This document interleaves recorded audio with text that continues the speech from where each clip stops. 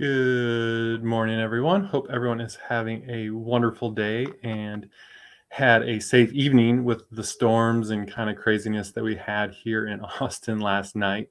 I think in the 17, 18 years that I've been in Austin, this is definitely the first time that a tornado has actually kind of hit down right in the area here. We've had some a little bit north of Georgetown in the past, but hope everyone is doing well and staying safe and can get things back to normal as soon as possible. Today, I am fortunate enough to be joined by Cristina Puscas, who is a fitness trainer here in Austin and does a lot of stuff, like a lot of trainers these days, a lot of stuff remotely. So helping people here locally in Austin, but also in other parts of the country with their fitness and their health, which is important anytime. So I really appreciate you taking the time to jump on the podcast with me today. Thank you so much for having me here. I'm really excited to talk about everything, and hopefully I get to meet some of your awesome listeners too. So yeah, no, appreciate it. I said it a little tentatively because I wanted to make sure to say it right. Puscas, we talked just briefly about it. Why don't you give us a little bit of your background and history, kind of your origin story, as you will? Yeah, so in terms of, I know I get a lot of people who ask about my last name, and it's hard for people to get it correctly sometimes. I am a first generation Romanian American, so my family is from Romania, so I have that last name. It's a little unique. It's Cristina Puscas, and I think that sometimes makes me stand out. But I was born here in America, in Texas, Waco to be specifically, and I didn't really grow up necessarily doing or knowing anything about my health or fitness, because as a lot of people that are from a different cultural background and have a different food that they eat, and different, just like the cultural norms are just different, growing up. And I didn't have a backbone of nutritional knowledge or any of that, so I got into that way later in life. And I just became really kind of obsessed with it, like in a good, healthy way. Like I just really loved the way I was feeling. It was giving me more energy. I actually went through my own personal journey of weight loss my entire life. I yo-yo dieted a lot, and that means, I was like hopping on the latest trend. I was restricting myself hardcore, getting really unhappy, had a bad relationship with food. And when I got into this and started actually learning the nutrition background and like the fitness, because I'm a personal trainer, but I'm also a nutrition coach because of my background and the experiences that I had in the past. So for me, it's all about trying to learn how to break out of all of those restrictions and have a really good, healthy relationship with food. So that's kind of what led me later on in my life to, and when I say later on in life, I was already in my 20s. I was like 25, 26 when I first really started to understand nutrition and personal training, and trying to get a sense of like strength training. I wasn't in sports. I wasn't a very athletic person growing up. You hear a lot of these stories of, personal trainers who were in sports their whole life, and they just loved fitness. They were around it their whole life. And after high school, maybe they got a exercise science degree, or they just hopped straight into training. And that was not my story at all. I was very much a beginner, just like all of my clients. And when I started learning about all this stuff, it was while I was in corporate, I was working in tech at the time. And I just said, like, I need to do more. I need to do more, because this was making me like, I was spending so much of my time and energy invested in my own personal health journey, that I wanted to share that with other people, because I would see my friends struggle, and I would hear comments of like how they're going to join Weight Watchers and do all these diets. And I was just like, we need to stop that entire trend of dieting. And that's kind of why I label myself an anti-diet weight loss coach, because I want to help people lose weight, but in a really sustainable and healthy way. And it all revolves around your habits and your love for yourself, and as well as like just background knowledge on nutrition. So I believe it's all mindset. I think that your mindset can get you so far if you work on that. And that's kind of what I teach my clients. And that's my whole motto in life is, if basically changing your mind or changing your body starts with changing your mind. And that's what I live by every day. So Very yeah. cool. I know you mentioned early on that like different cultures don't prioritize it. I think there's plenty of people that have an American culture, one way or the other, that don't necessarily prioritize their health either. And in some cases, almost worse, because we're so fortunate to have so many different food options, fast food options, and a lot of different Mhm. things that are not as much the norm as cooking, as making home cooked meals are in some other cultures as well too. And so, like a lot of things, once you start to get in it, as someone who also really enjoys fitness, but did kind of probably come to it more through, I've enjoyed playing sports ever since I was as little Yeah. as I can remember. Getting getting a little ball set as a 2-year-old, right, kind of thing. And so when you're in it, it does feel like, oh, this is something that everyone should be in. But for a lot of people, if you never get that base knowledge, the minimal food pyramid stuff you get in school isn't really enough to help to really have a lasting impact on someone's fitness and health and nutrition over the course of their life. And so getting into it, whether it's again later in life, there's probably a lot of people that may watch this that would be like, in your 20s is not later in life, but it's not necessarily as a kid, but getting Yes. into it. And again, that, and like you mentioned, making it lifetime habits, because unfortunately, especially in the diet world, but in a lot of different things, right? Like it's easier to think, oh, I want to do something and do it hard for a short amount of time, a week, 30 days, sometimes even a year, and then not to really make it something that you can stick with, which is why, unfortunately, diets tend to lead to that yo-yo effect of gaining back all, if not more, of the weight that you lost when you were Yeah. super motivated. Yeah, and a couple things to mention on that. So in terms of the short-term effect, the problem that we tend to have is that we believe that being healthy means something very specific.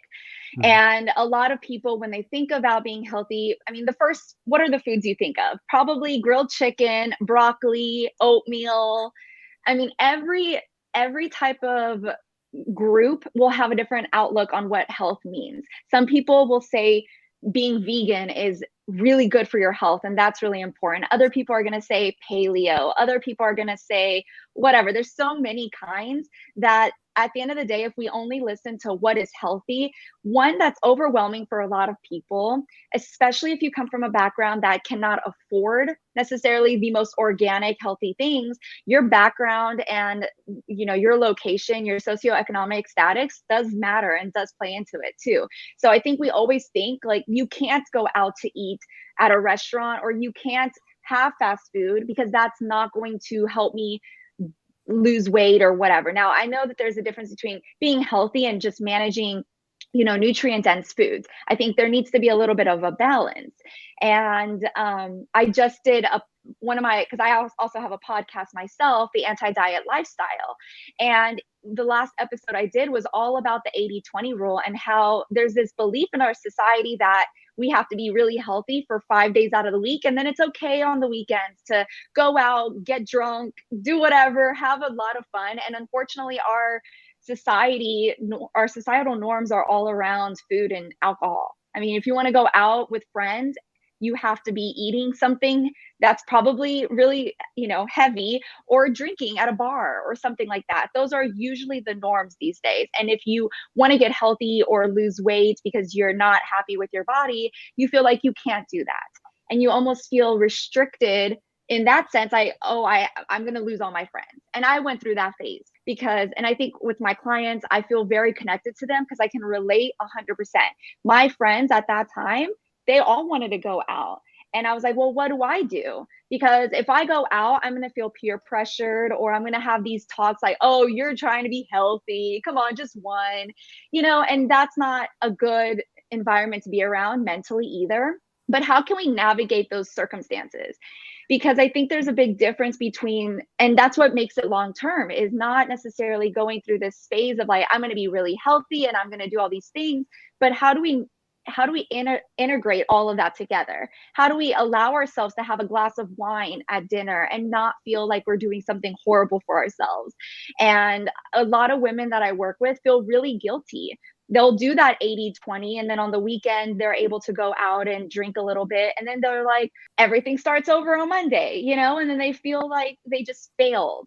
And when people feel like they fail, that's when they usually give up, or that's when they just think it's not for them. And unfortunately, that's just the cycle that we always go through. And that's what I'm really trying hard to break, because you are able to eat out if you really need to. Like, I understand being realistic, right? There are people with busy lives. I mean, there are people who have multiple children running around. They're at work for like 10 hours a day, commuting. All the stresses of normal life are still going to be there. And when you try to add the idea of maybe losing 30 pounds because you're not in a healthy weight, that can be super stressful for someone. So I really want to change the mindset that people have around that and make sure that they feel comfortable. Like, hey, I know what my macros look like, and I understand what that actually means. Because sometimes healthy food, if you're still eating a lot of it, does not necessarily equate to a weight loss, a calorie deficit that you are looking for. And then that's when people get really frustrated. So there's so many factors that play into it, and so many things that our society believes. I mean, you go on social media, you see a million things about like what you should be doing, what you should be eating, fat burning foods, and diets that you should be on. And it gets to the point where if you listen to all of that, you don't know what to do anymore. And I think that's when some people go to a professional, because they don't have it in them to even do any more research. They're like, I don't know. One person says one thing, the other person says something else. I don't know what to believe. So I'm very realistic in the sense that, like, I don't agree or believe that you need to be meal prepping every Sunday for the whole week and doing like, nobody wants like 5-day-old chicken breast. Like, I don't know. I can't do it. And so I understand that not everyone's going to meal prep one day a week for the whole week and be perfect, or have salads at every meal, or never have a drink of alcohol, or never go out to a restaurant. You've got to blend all of that stuff in. So that's kind of what It I'm all also about. depends. I think for a lot of people too, though, the other thing is understanding, again, to really make this sustainable, that it's over a long period of time. And so I think too many people, or you talk about someone that wants to lose 30 pounds, feel like, oh, I want to lose it in the next month, right? And it's like, okay, well, if that's what you really want to do, let's lose it over the next year, so that way you can maintain those habits for longer than the next year, right? Whereas to really accomplish that goal in a really short period of time probably means you're taking shortcuts that you're not going to want to take or be able to take long term, and is going to have you going right back to where you were at previously as well. I mean, again, the other thing with the online stuff, like I say, there's so many debates about this being best and this being best. In reality, the diet or the lifestyle that you can adhere to is really what's best. And going out and having fun with friends is every bit as important to your mental health as your physical health. And so, like, again, it's great to be in as good a physical shape as you can be in, but if you're in a poor mental state because you're not ever able to go socialize with friends because they're not only eating chicken breasts and rice and broccoli, or they want to have a drink or go to a barbecue, like that's not a life really worth living for most people either. So it really is about understanding that balance and what how you want to live holistically versus how you want to live on a single day basis. And think about the people that are married. I mean, you can probably pick and choose your friends, but you can't say, hey, husband, get out of the house for 6 months while I try to lose weight. If your husband's not on board, or you have children who want to have a pizza night, does that mean that you're going to just stare at them having pizza and you're not going to enjoy that because I'm over here with my broccoli and rice and chicken and doing all of that? Like, it's not reasonable. It's not. And there's a lot of people on social media that like to scare the public, claiming that if you read an ingredient list and you see certain ingredients on there, that they're going to harm your health for life and you're going to be ruined as a person if you eat certain things. And by evoking that fear in you, I don't think that that's the best way to coach someone. and say you need to eliminate. I'm more about how can we add things? How can we add, if you're going to have, let's say you really want chocolate, like that's like you're sweet, like you have a sweet tooth. I'm a big sweet tooth person, and I'm also a person that doesn't like to cook elaborate meals. I would much rather have like pre-cooked veggies and pop it in the microwave and steam it, real fast, than me having to make an elaborate meal, because time, right? Time is precious, and sometimes we don't have the ability to have all of that time to make elaborate meals. But if you're craving something sweet, instead of preventing yourself from like having that, piece of candy or whatever, why don't we add that candy in with a couple other things that are going to be more filling for you? Adding a little bit of protein, maybe making a quick dessert with like protein powder and a blender, and making like a yogurt, something like that, or mixing in like melted chocolate into your Greek yogurt. That's going to give you that sweet tooth with protein and like good fat, things like that you need to have in your life. So that's kind of the idea of how you can incorporate like that sweet tooth that you have, but also adding in other things that are going to keep you full. Because if you have that quick chocolate and then 10 minutes later you're like, okay, well, that wasn't satisfying, you forgot all about it, you're going to want another one and another one and another one. And so how can you just keep yourself from getting that hit? Like it's like a dopamine hit every single time that you want to have it, by incorporating some other things that are going to make you more full, more satisfied until the next meal that you have. So I think that that's really important for people to understand. So in my coaching, what I do, a lot of it is like I do personal training. I have my garage here in Austin. I turned that during COVID into a personal training studio. So I had all of my clients come here, but I also work with clients online. And online, I think that the reason why I love working with online clients is that there is such a focus on your habits and your nutrition. The clients that I get in here are very much more focused on fitness, right? I'm trying to teach them, they're complete beginners in strength training. I'm trying to teach them how to use their basic form, modify if there's any pain or anything like that.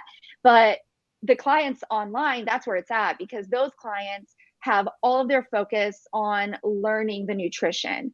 And I'm with them every single day, like with videos, and like they get to see how to do this in their own life. They basically build their own plan at the end of the day. Like, I think that it's kind of funny when a lot of people will ask me if I do meal plans, and personal trainers are not like, that's not in our scope. The only person who can really give a meal plan, or should, is a registered dietitian.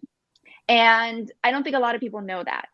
And I would say a registered dietitian is all about helping you if you have certain diseases and like specific, but their goal, I mean, maybe it is weight loss depending on who you're talking about, but they have a very specific goal. My goal is related to habits and how to incorporate healthy habits in your life. So I think that that's like the very big difference there. So my clients, I give them assistance with the foods that they're eating. I analyze what they're eating on a daily basis, but they get to tell me what they like to eat. And I show them how to use that and blend it in and make better choices. So I hope that makes sense. Yeah. Well, no, and again, right, like it really is about what works best for them, right? Some person might have sweet tooth.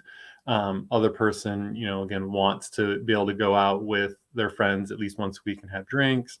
There a lot of different options, and a lot of them can work. There's a guy that I found online who did a Big Mac challenge where he ate a Big Mac every day for a month and lost weight, right? Like, because it really does come down to calories and activity. And so you really can kind of do whatever you want. Now, again, not that a Big Mac is as healthy nutrient wise as, say, chicken breast, but you can make a lot of different options work if you understand the main points of it, which again really kind of breaks down to calories in calorie intake versus calories expended. And so it was kind of interesting talking about the going and snacking. I know that for me, one of the things that always helps is not so much always meal prep, like, again, planning out for a week, but like, hey, do I have an idea of what I want to eat? And then going ahead and making that to eat before you feel really hungry, because by the time you feel really hungry, now you want to go for whatever's quickest. And usually what's quickest and easiest is not what's healthiest. And so that's where I think a lot of people, and you tend to overeat at those times too. If you're wait until you're super hungry, then you tend to eat way more than if you're like, hey, I'm not starting yet, but if I start making dinner now, I'll eat a more reasonable portion. It'll probably I can spend the time to make it healthier and end up being better off than waiting until I'm starving and deciding that, okay, now I just need to go have fast food, or this bag of chips sounds amazing right now versus something that's a little bit healthier and better for you. Yeah, and so my biggest recommendation to all my clients is instead of meal prepping once a week or twice a week, I'd rather you plan, like literally get like a piece of paper out Monday to Friday or whatever it is, and write out all the meals that you think that you can make, or if there's something that you're craving that week. And then maybe have a couple days throughout the week where you make your food, but you keep it all separate. That way you can mix and match throughout the week. So maybe it means like grabbing a bunch of chicken and maybe doing half of them with like a lemon pepper seasoning, half of them with like a Greek seasoning. So that way you can have two different types of chickens, and then you can have, pick your carbs that you want to use. Maybe it's rice, sweet potatoes, baked potato, whatever it is, and have those options, but you don't have to lump them all together and make like one pretty bowl and then you just microwave that, unless that works for you and that's easy for you. But I've always seen the most success with people that have either the bowl method or the sandwich method. These are like the two methods I like to use, because a bowl could be like a salad or like a think Chipotle style. So you've got the Chipotle bowl, you can pick and choose which carbs and which fats you want to incorporate into that meal. Maybe tomorrow you want to change it up. Maybe instead of like a Southwest flair, you want to do a Greek flair, and you've got tomatoes and olives and feta, and you can make a different type of bowl, still using the same stuff. And the prep time is like less than 15 minutes usually, because you've already made all this stuff ahead of time, but now you're putting it together and you get a different flavor profile every single time. So it keeps variety and it keeps it really easy. Plus, if you've got kids, I always say like having a taco night, having a burger night, these are really great options because you can make those those can be healthy. I mean, you can add a bunch of veggies to it. You can make it nutrient dense, and you don't necessarily have to eat the same stuff as them. Like if they all want beef burgers, and you're like, well, I'll probably go with the turkey burger because it's a little lighter fat, because I want to incorporate avocados and other things into my burger, and they want to do, I don't know, cheese and bacon, whatever it is. Everyone can have a preference and make their decision without you feeling like, oh, I'm eating, pre-made chicken and broccoli while they're eating pizza. And so those are really small tactics that you can incorporate in your life at home. And that also works out. Like if you guys go out, the beauty now is that most chain restaurants have their nutrition facts on their websites. So you can do a quick search. One of my favorite restaurants is the Cheesecake Factory, actually. They have a huge Skinnylicious menu. That's what it's called. And everything is under 600 calories. And you never feel like you're stuck eating diet food, which is the whole point of getting away from that mindset. You don't want to feel like you're always eating chicken and broccoli. You want to feel like you're having something really tasty and that you're enjoying yourself and you're not on a diet, because again, that's not going to last forever. And that's not an easy way to live either. And I always say that for all of my clients who are trying to lose weight, your goal is to try to eat as much as you can and still see progress. Usually people like to cut out and go down to 1,200 calorie diets. I know a lot of women do that. And they start upping their cardio a lot, and they feel, one, they're starting to overwork themselves. If they're going from like the couch to literally running every single day or doing like an Orange Theory class, that can be a lot for the body. And so you're upping your cardio a lot, you're lowering your calories a lot, and then you get frustrated because in a week you're like miserable. You're just miserable. You start getting really hungry, but then you also feel like you can't eat. So trying to eat as much as you physically can at the beginning.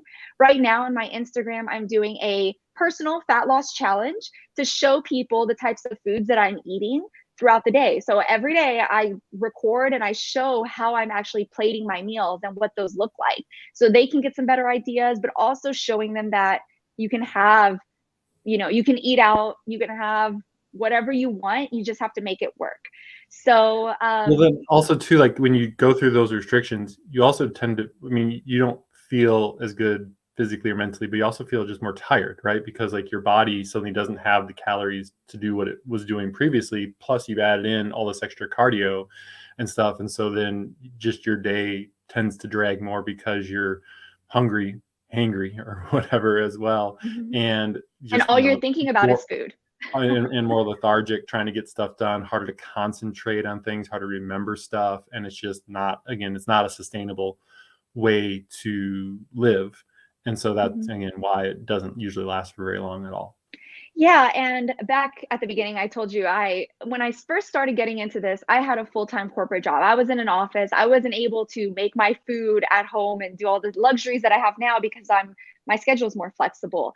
But back then, I did do the juice cleanses. When I first started, I was I basically I lost about 55, 60 pounds.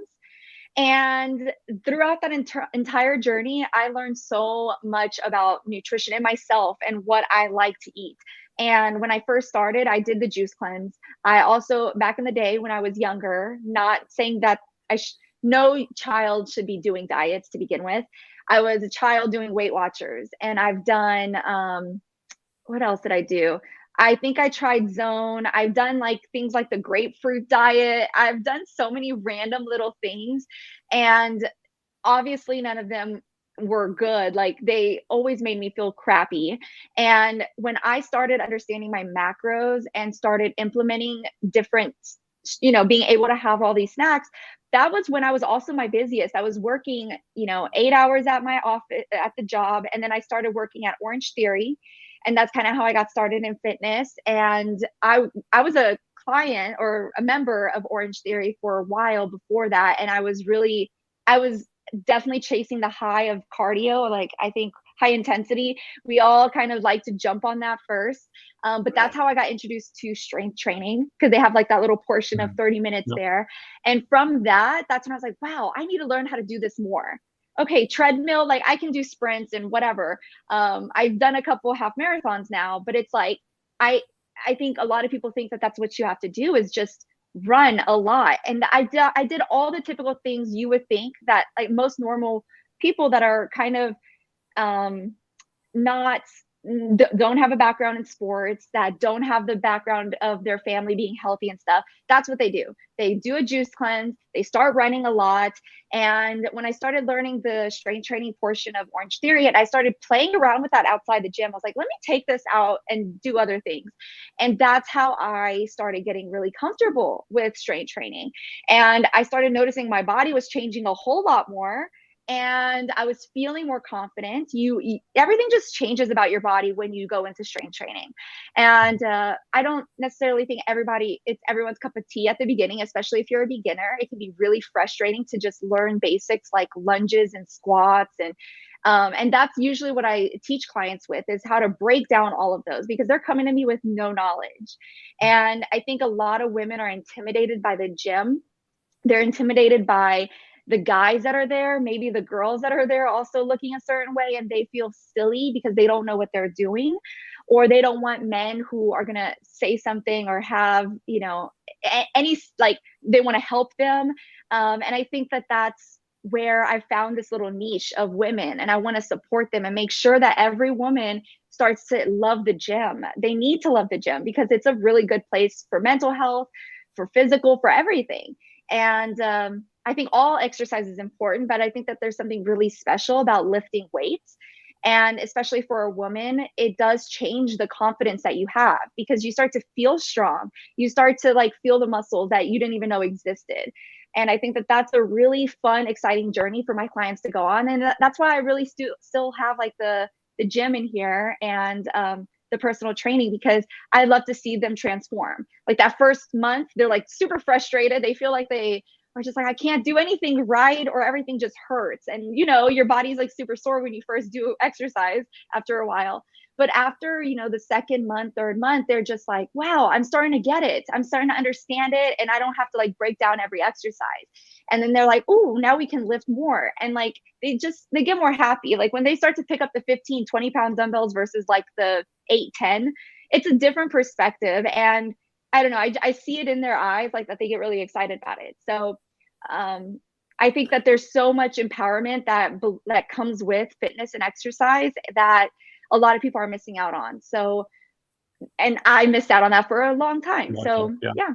It's like most things in life that you have to go through a period of struggle if you want to have success, right? There's just no way Yes. around it. Like even every, if someone goes to the gym, everyone you see there that looks like they're in um, great shape and you think you can never get there, at some point they struggle. Now again, right? For someone, I've always had trouble. I've been fortunate that I tend to be lean, but have trouble building muscle.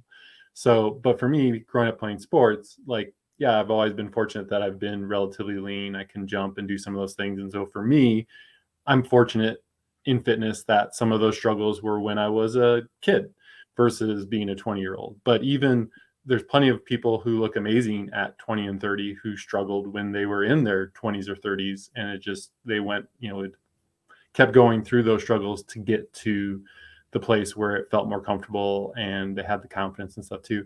One of the other things I always talk about is the fact that at big gyms, especially, that men and women almost need to trade spots because the women need to get off the cardio because that's where they tend to want to congregate Yeah. and go over to the weight side of things. And the guys need to stop always doing bench and squats every single workout and actually go like stretch a little bit and get a little bit of cardio in and those kind of things. Like you tend to get complacent or happy just staying in your little bubble, and by doing more variety you're actually going to see way more benefits too. Yeah, and the gym specifically, I mean, if we're talking, especially the trend of now, I think sometimes if you're someone who is always used to being a little more overweight and you're not confident in your own body and you step into a gym, it no matter who you are, if you're in a new gym, you probably feel overwhelmed because you don't know where any of the equipment is. Once you get familiar with everything, you start to know, okay, I'm going to hang out here, or like where certain equipment, certain rooms are. But if you're a beginner walking in there and you see all these fit people, and this happens a lot. I mean, I work out at Gold's Gym where everyone's like in short shorts and crop tops and sports bras, and you're just like, oh, I'm in like a baggy t-shirt and I hate my body. And I'm looking at that, but I'm this. And I don't know, I'm never going to get there. And that's like your mindset going in. And then you don't work out to the best of your ability because you feel uncomfortable with the weights, or there's no room for you. You feel like everyone's staring at you. And there's just I hear that from my clients all the time, that they're like, I was like, well, why don't you go to a gym or take classes or something? And they're like, every time I go in there, I feel intimidated and I don't want to stand around and look like confused and whatever. So everyone feels so insecure when they go to a gym for the first time. And you're right, like if we could somehow trade place, or maybe not even, well, yes, trade places, because guys probably do need to do a little bit more functional fitness rather than just standard bodybuilding. But if we were able to incorporate like a section of that where women can get in there and feel more comfortable and grab weights and stuff like that, I feel like sometimes it's limited to only, all the guys are surrounding the weight room and there's no more benches left. And then you're just going to stand in a corner. Like it just doesn't make sense these days. And so I'm all about a private studio, or creating like women only gyms where people can feel really safe and secure and have that place to like experiment and practice and get really comfortable with things, because it's not easy to create your own gym at home. I mean, you saw that during COVID, people were trying to buy equipment and everything was sold out. And then when you buy it, you're like, well, I live in a one-bedroom apartment. What am I going to do? And so there's so many hurdles. And then we even talk about personal training and how personal training's kind of on the expensive side. And if you want personalized one-on-one attention, that's really hard to get on a normal, normal income, especially in Austin with the prices here. It's crazy. So it just becomes like this block that people have. They don't know how to, like, they know they need to get healthy, but they can't find a way to do it the right way. So then they always go to the easiest option, which is always maybe keto or something, where they're restricting themselves. And like, okay, I'll just do that because I can do that for free, versus me going out and like learning how to lift weights and learning stuff from a nutritionist or whatever. So unfortunately, that's kind of the scope that we're in right now, and so I'm hoping that that changes in the next few years or something, because I do want to make it more accessible to people. I think it's important that all women have that opportunity. So I feel like there's a component of it that will kind of always be that way, like a lot of things in life. Like it's, I mean, fitness fitness and health are more a part of our everyday life than I feel like they've ever been. We're fortunate that that can even be the case. But at the same point in time, it's, in some regards, there isn't a lot that's changed with the industry over the last 30 years of, like, again, gyms and a lot of different things where there is a cycle of people kind of get into it, but unless you really commit to it, then you kind of jump out and back in. And some of those things probably won't really change too dramatically, but the fact that there's so many more resources to try to understand things better. Unfortunately, there's more resources of bad information as well too, but there's options to, again, work out from home even more than there used to be. Do things like Peloton or a lot of different things where you can get semi-customized information instead of having to have it be get no information or hire the full on personal trainer, which can be super expensive that way. yeah, yeah, and there are different ways to do it. I think though that a lot of those ways are cardio based, and when they're not cardio based, they're very light. Like the heavy lifting is where you see the most benefit because you're Mhm. building muscle. And I don't see that happening a lot with at home workouts. So that's one thing I'm trying to shift hopefully in the next few years with my clients and expanding and trying different things out to really make sure that we are still incorporating the heavy lifting, and not from like a bodybuilder Sure. standpoint, but No, but just being able to grow muscle as we age is way more important than ever. And the more acknowledged or the more knowledgeable we become in that, and how we can change our body just based on how we're eating, like the increasing our protein intake rather than cutting out the carbs, those that little shift changes so much. And so I'm loving what I'm seeing right now, that we are in a generation where fitness and health, like if you go on TikTok, I mean, there's a million fitness influencers and all kinds of things out there. Unfortunately, by seeing that, there's going to be a lot of misinformation too, but at least it gives us an opportunity to get it out in people's minds, and like people see it more than they ever did before. yeah. So yeah, I'm really excited about that. And I love this industry. I'm so happy that I went into it because obviously I'm very passionate about it. And I do want to see, I want to see women succeed as much as possible, because I was there once myself and I was in their shoes. So I'm not detached from reality and thinking that are going to be like this perfect little robot of a person who's going to be in the gym 5 days a week and eating the perfect meals every day. But I do believe in being realistic and incorporating healthy habits and making it comfortable for people and accessible so that they are able to do it, forever and not feel like it's a burden or a chore. So, You mentioned, so you when you were working a corporate job, you started training at Orange Theory, and that's where you first started off your as a personal trainer as well too. Kind of take us through the process of kind of changing careers in that yeah. regard, like how, again, because like it sounds easy, quit my job and become a personal trainer, but that there's a lot more to it than that to really be able to make it a career. So how was that for you?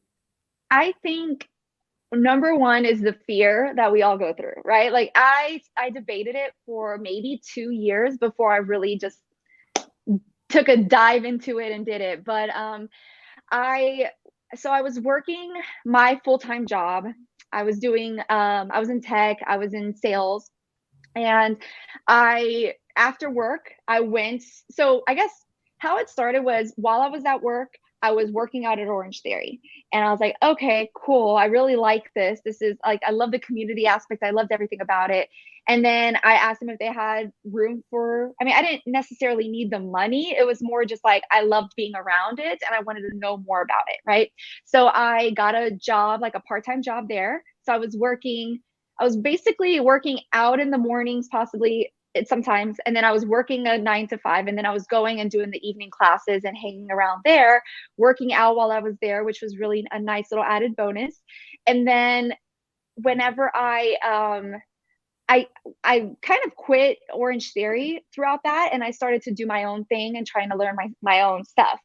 And eventually I switched jobs, but I was still trying to figure out like how can I do this? Like I loved it. I just decided to open up an Instagram. I did my Instagram. I did a couple YouTube videos just to like kind of put my stuff out there. And I really kept my Instagram going. And then that's really the only aspect. Like I was learning more about it and I was putting the information on Instagram, but that was kind of it. I was like, okay, this is just a hobby, whatever. And eventually I moved to Austin because I was living in Arizona for the time. Like I graduated from UT and I went to Arizona for 4 years. And then when I came back, I was still working a corporate job, but it was working from home at this point because the company was out in Arizona. And while I was here, I got approached by a couple people to go work at a private personal training studio. And I was like, oh, I don't know if I can do that. I did get, I started learning all the stuff. I did everything I needed to do. And I was like, okay, well, I guess I can do this part-time. I mean, I did Orange Theory part-time. Why not? And it got to a point where I was getting clients, and it was just, I think location mattered a lot because I was in North Austin, but I was getting clients and I was really getting more excited about this. And I was like, wow, I can really do this. Like I'm actually helping them. I'm seeing them transform before my eyes. Like this is like, I guess it got to the point where my bandwidth was just I was just too You busy, couldn't do it. You and couldn't do it part time anymore. You were I busy enough couldn't, yeah, I bringing couldn't on do it. clients that was like, well, shoot, I can't. I mean, I can either stop with it bringing on any new clients because this is as much time as I can spend with having a 9 to 5, or I can probably leave the 9 to 5 Exactly. or find a part-time job that way and actually do Yeah. something that I'm way more passionate about and way more excited about to do every day. Yeah. And I'll be honest, like going into, I mean, I wasn't making the same amount of money when I first quit.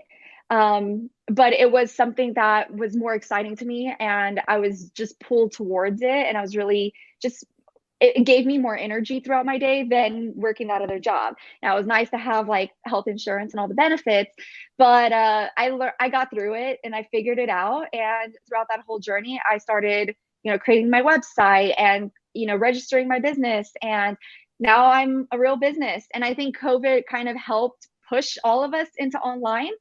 So that's where I started kind of figuring out the online space a little bit more. I do have a background in advertising. And so I guess the marketing aspect is something that really interests me and I'm really passionate about it.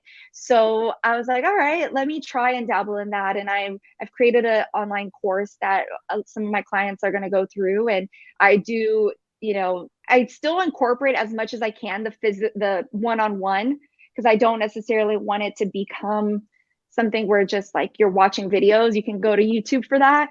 So I would much rather have like that personal coaching experience with everyone.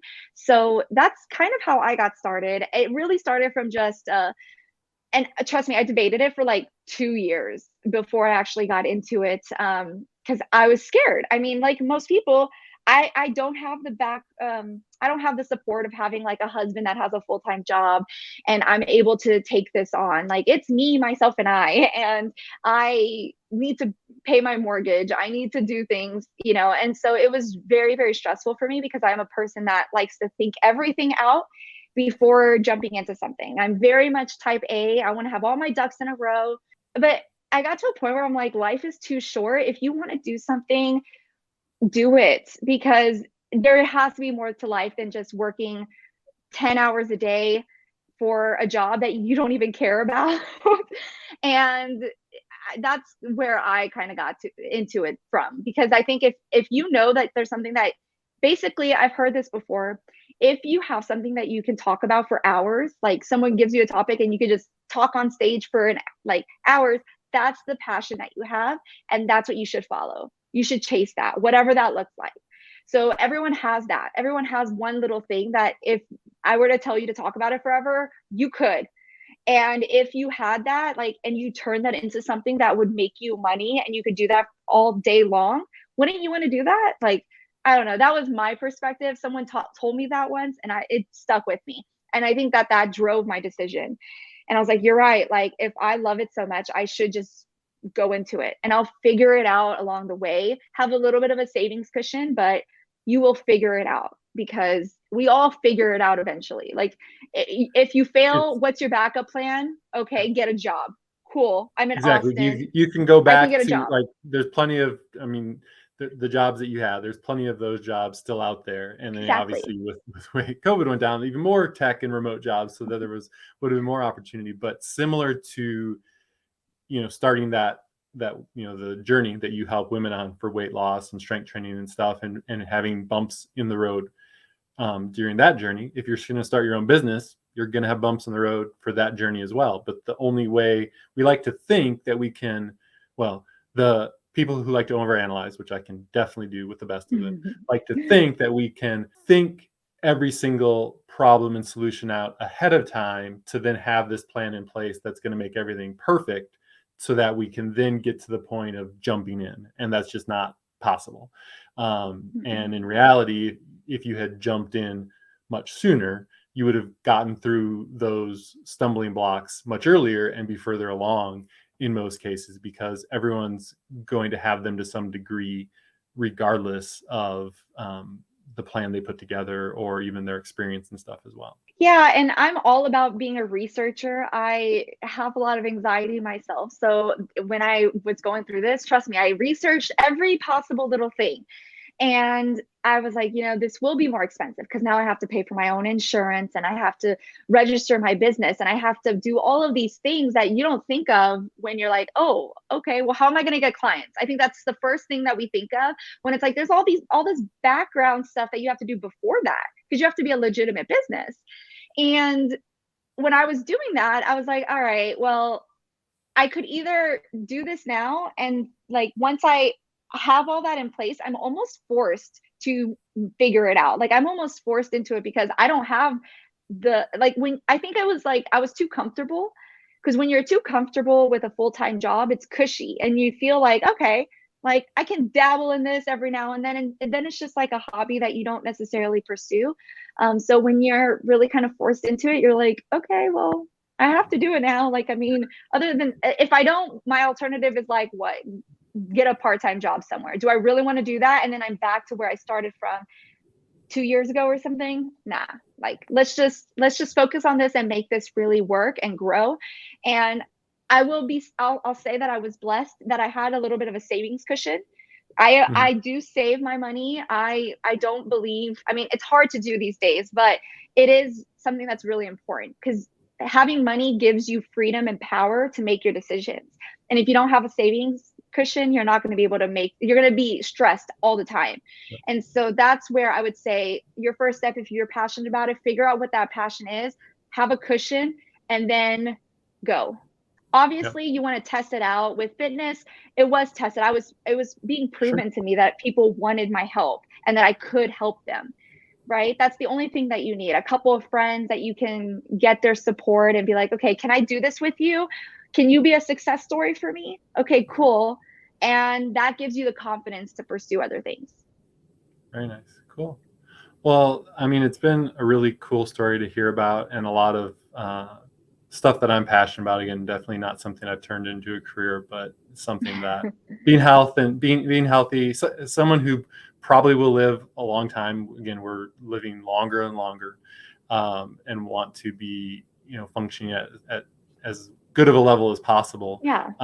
It's kind of like putting that work in now is going to reap a lot of benefits down the road and stuff too. On top of it just being a phenomenal endorphin mental release. It's really rare to go have a workout and then be in a worse mood than before you went to the gym. Oh yeah. So It's like not and possible. I realize if you haven't ever worked out before, and that you're dreading the thought of starting to work out, maybe that doesn't feel like that's the case, but it doesn't take long to get there, for sure. And so it's awesome to talk about these things, and hope more and more people seek out good people, the right people to connect with, right? Because different people are going to work better with different trainers and different people. And again, I do think it's fortunate, as much as there is a lot of bad stuff out there, there are more and more people talking about making that a lifestyle and habit changing process, so that way it's something that people can maintain. Yeah, good. I agree. If people want to get a hold of you, what are kind of the best ways to find out more about you and kind of get in touch? Well, I am mainly over on Instagram if you want to follow me there at Body by Cristina. Christina's without an H. I always let people know since it's spelled a little bit different, but Body by Cristina. And that's where you'll see all of my what I eat in a days. You'll see all the food that I'm incorporating. And we talk a lot about habits and self love and all of that good stuff. So go ahead and follow me on Instagram if you have an Instagram. And I appreciate you taking the time to jump on the podcast today. Yes. And Thank you like for I say, having me. fortunately, the bad weather seems like it's behind us. So hopefully we can Mhm. all have a good rest of the spring. Get out there and go on a walk. Get some movement Exactly. in. Great. Good weather for that, for sure. Have a great day. Okay, bye. Thank you so much.